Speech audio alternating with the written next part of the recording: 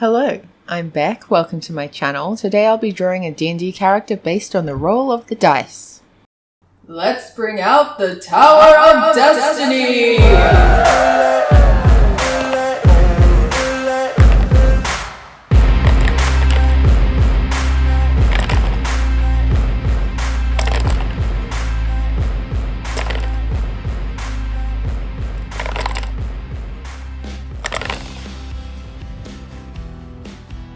So we have a Hadozee Blood Hunter, and I got very artistically creative with this one, to the point where you could argue that I didn't really do a proper Hadozee. Anyway, let's get into it. So a Hadozee, what is that? They are sapient bipedal beings eager to leave behind the fearsome predators of their homeworld and explore other worlds. In addition to being natural climbers, Hadozees have feet that are dexterous as their hands, even to the extent of having opposable thumbs. Membranes of skin hang loosely from their arms and legs. When stretched taut, these membranes enable Hadozees to glide. Hadozees wrap these wings around them to keep themselves warm. So I kind of leaned really hard into a certain type of blood hunter that we'll get into in a minute. But the part that is applicable for this particular Hadozee is that it's a kind of a monkey girl. So the main thing I think of when I hear of Hadozee are they're kind of the Planet of the Apes, weird, like, humanoid monkey person. And the flaps thing, I don't love it. It kind of, I know that like bats have sort of membrane wings and stuff, but in the depiction, like the official depiction, it just looks like weird, saggy, hanging, gross flap. So I dispensed with that and embraced a particular class of blood hunter to fill the gap there, because if you get rid of the gliding ability, then it's not really a Hadozee, because that's one of their mechanics that they can do. So I gave her some wings, which you'll see, but let's circle back. So Hadozee traits include dexterous feet. As a bonus action, you can use your feet to manipulate an object, open or close a door or container, pick up or set down a tiny object. Another one is glide, which I briefly mentioned. When you fall at least 10 feet above the ground, you can use your reaction to extend your skin membranes and glide horizontally a number of feet equal to your walking speed. You must take 0 damage from the fall. You determine the direction of the glide. And then there's also Hadozee Dodge. The magic that runs in your veins heightens your natural defenses. When you take damage, you can use your reaction to roll a d6, add your proficiency bonus to the number rolled, and reduce the damage you take by an amount equal to that total. Minimum of 0 damage. So pretty good stuff if you're a Hadozee. Now with the Blood Hunter class, those who are not familiar with Blood Hunter, because it's not an official Wizards of the Coast D&D class, it's one that's been added onto D&D Beyond as a partnership content with Critical Role. So this was created by Matt Mercer, and I have seen Matt Mercer in Dimension 20 things, but I haven't really watched that much Critical Role, so I haven't seen like the creation of this class or anything like that. But basically Blood Hunters use kind of blood magic to fight evils and that sort of thing. The official description has Blood Hunters are clever warriors driven by an unending determination to destroy evils old and new. Armed with rites of secretive blood magic and a willingness to sacrifice their own vitality and humanity for their cause, they protect the realm from shadows, even as they remain ever vigilant against being drawn to the darkness that consumes the monsters they hunt. So that's a whole lot of stuff to say they use blood magic to do their business. Now, one of the classes well, subclasses, I guess you'd say, of Blood Hunter is Order of the Mutant.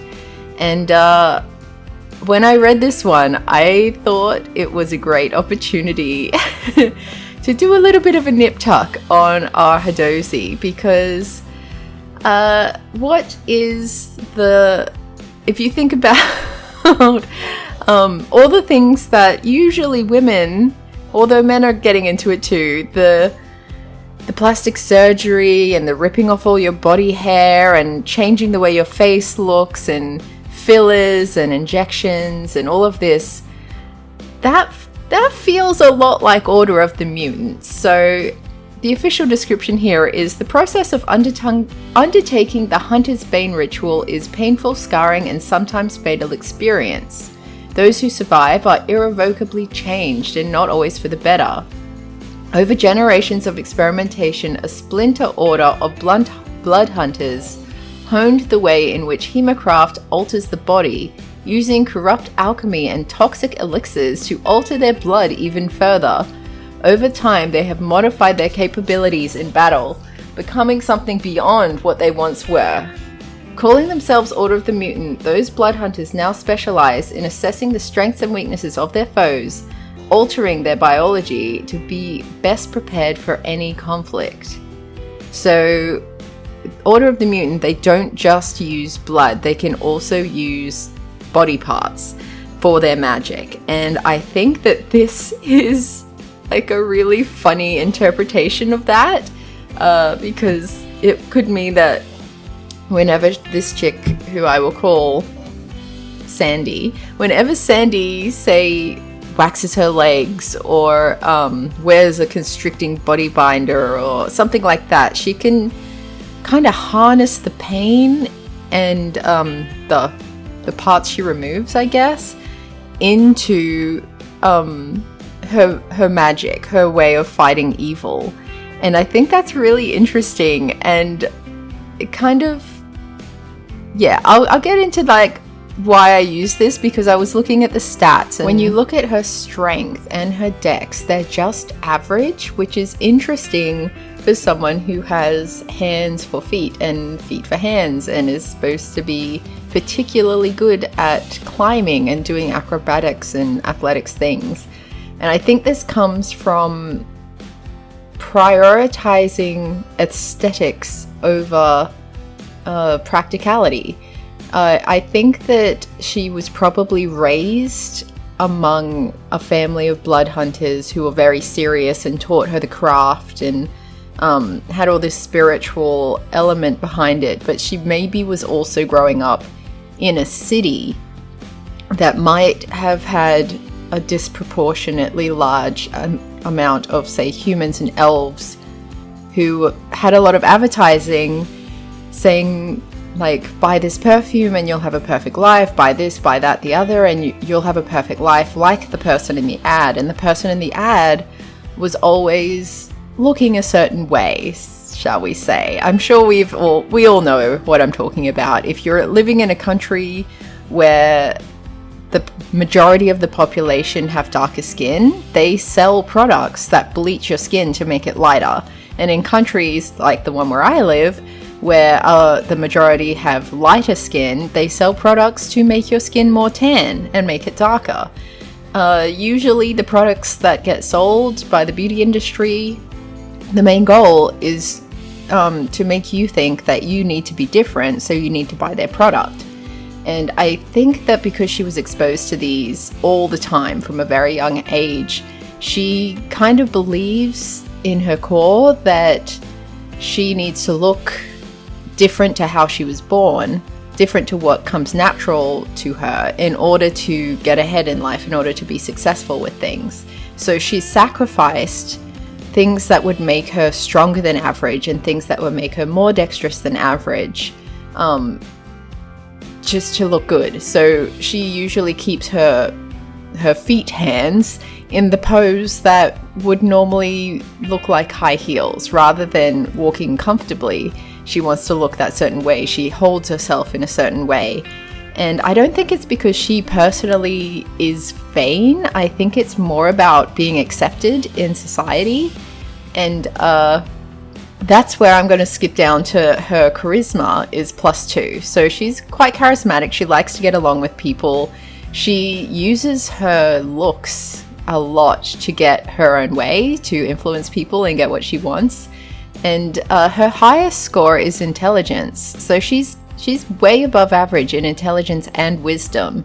So she's not coming from this isn't a stupid idea to have. Like, people are often pointed at as being very shallow and airheaded if they prioritize looking really good over anything else. But I think she's found, at least, that in the society where she's currently living, looking a certain way does have a lot of privileges, and it does get you what you want a lot faster than if you look any other kind of way.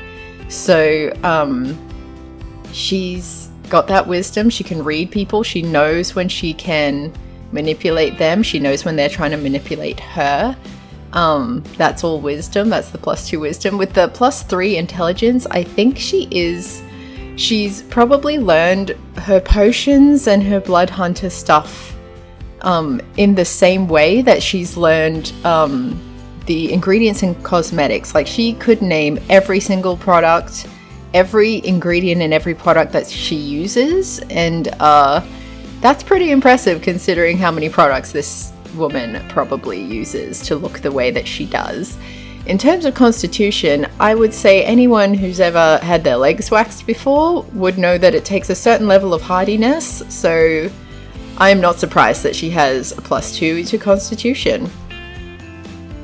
So if you consider her background, where she's grown up in a big city where she doesn't feel like she fits in, and she's taken all these drastic measures to make herself feel like she belongs, I would say it's not a stretch to say that she would join any adventuring party that made her feel like she belonged, like anyone who really just accepts her. I think at her core, she's just very loyal and looking for like-minded people. So people who'll have her back, people who make her feel probably more accepted than her family. I think her family's much more spiritual and ignore all the riffraff and don't be part of this greater society with all their shallow pleasures and luxuries. And I don't think she relates to them very well in that way. I think that she loves them, but she doesn't feel like they really get her. So she's looking for an adventuring party who'll